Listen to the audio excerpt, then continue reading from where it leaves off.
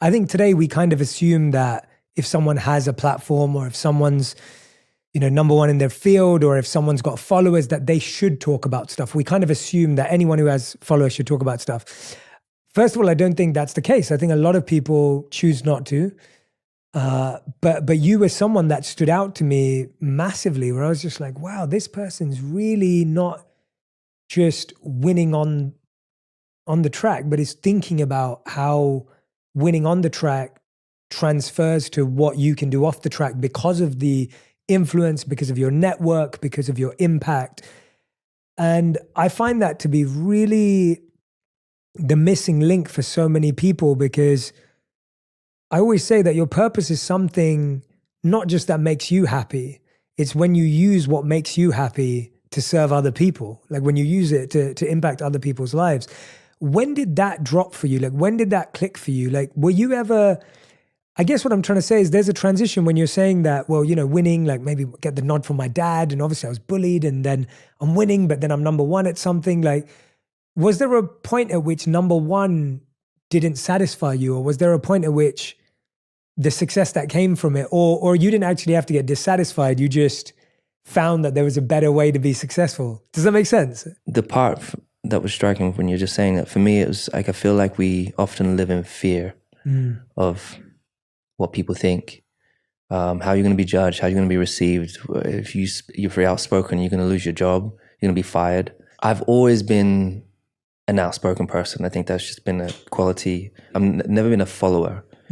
I don't like to conform to how people expect, what people expect from you.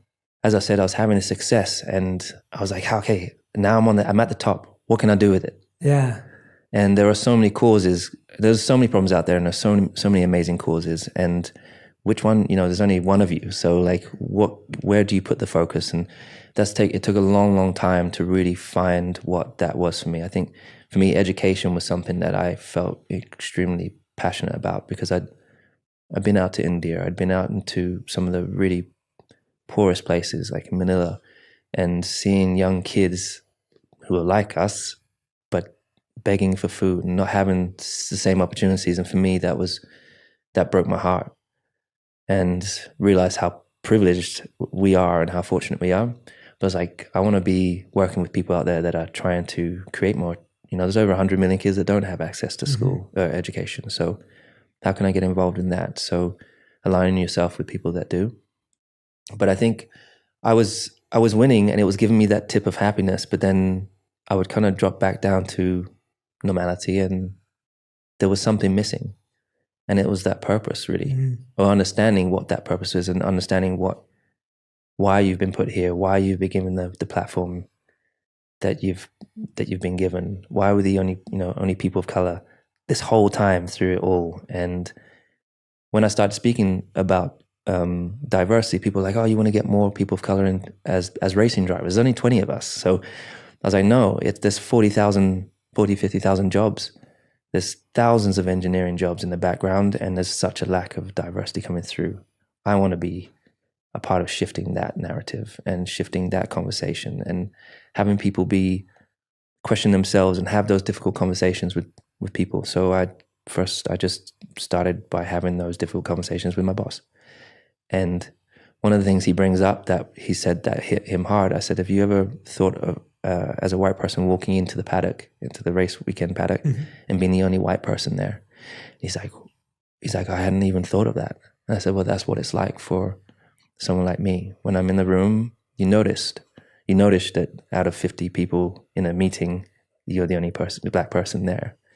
And it's not because we are less. It's because there are these barriers within society through education that are limiting people to be the best they can be.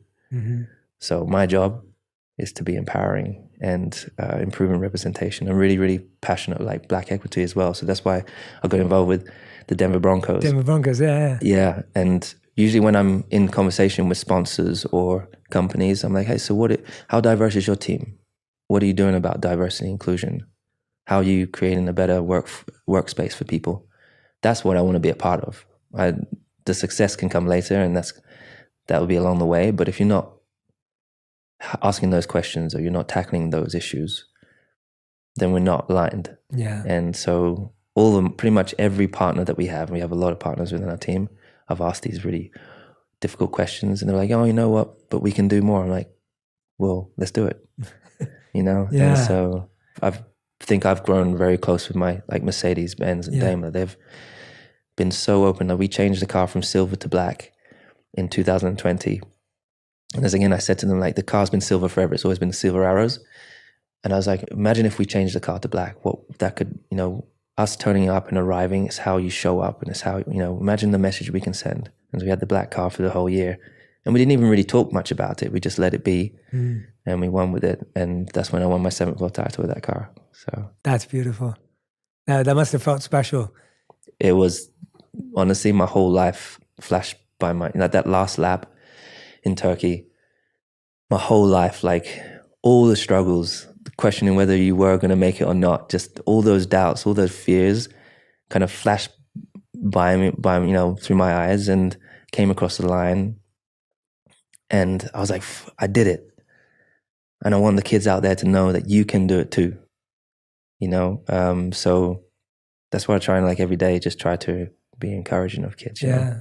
Do you sometimes feel that, we were talking about this a bit earlier, that, in other sports, we get to see the emotions and the expressions of players that we love or, anyone who's on the court or the field or the pitch. Whereas with you, because like we don't get to see that in your eyes in your last lap like that, we can only hear it today, which is why I'm so grateful to have this moment, because I obviously, whenever I'm sit down with someone who's a high performer like you, it's obvious that there's so much emotion and preparation and power, but with racing specifically, you just don't get to see that.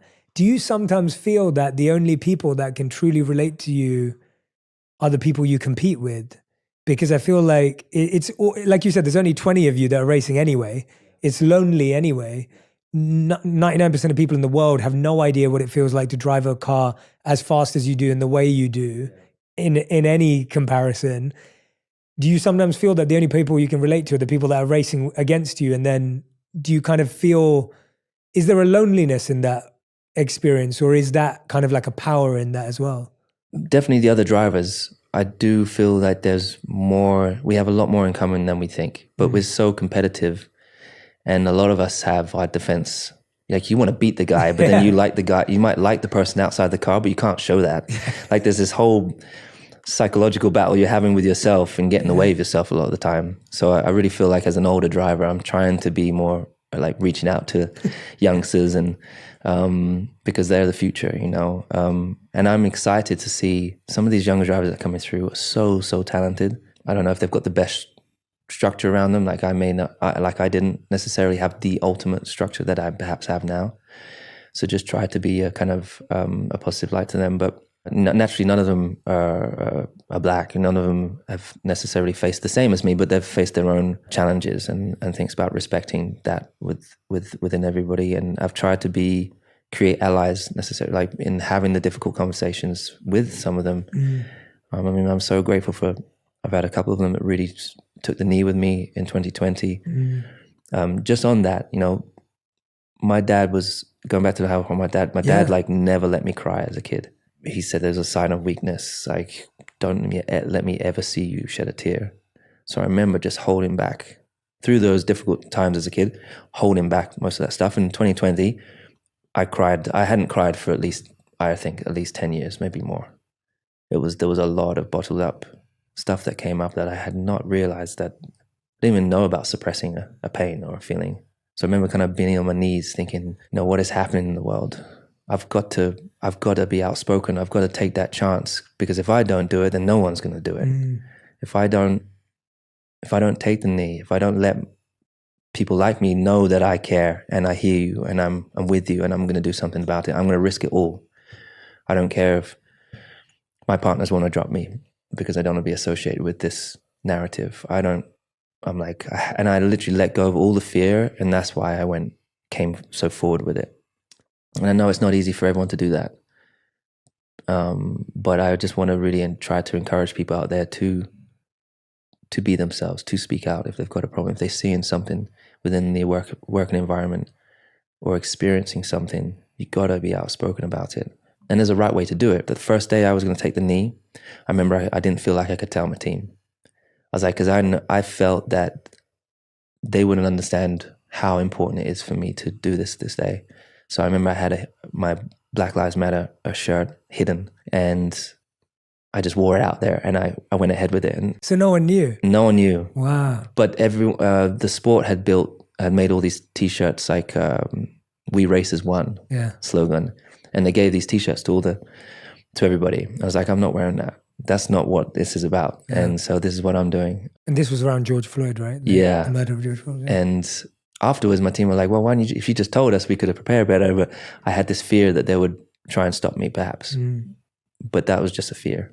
They've been massively supportive through the whole thing. My hope was that, kids would be watching and be like, what is that? Why is he taking the knee? What does that shirt mean? What is going on, Dad, Mum? And then the parents be in an awkward position having to explain it maybe. But I think what was really encouraging for me, I think when we started really getting into the whole diversity inclusion, we did the research. There was only 3% out of 2,000 people in the team. There's 3% diversity. So since then, we've been on this mission.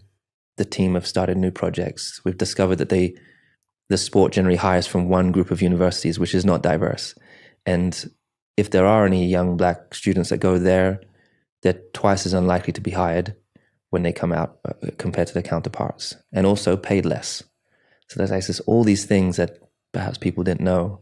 That's the Hamilton Commission, right? Yeah, that was the research, yeah. And that just was interesting to experience that. And now we're working on like a diversity charter that all the teams have to be a part of. And it's not mine, it's for the sport. And it's to encourage those teams, because there's still not any diversity within, if you look at Ferrari, they don't have hardly any. Most teams don't. But when I go back to my team, to the factory, normally in our marketing department wasn't very diverse initially. And I walked in after the pandemic and I started seeing such a more diverse group of people. I was really quite emotional because I was like, oh my God, I'm starting to see change. But you don't see that on TV. Yeah. So when I talk to the bosses of the sport, I'm like, hey, there's all white men facing, and me facing the camera at the start of the race. Where are the women? Where are the people of color? We've got to be showing, so the young kids are watching and they're like, oh, there's a place for me there. I can be there.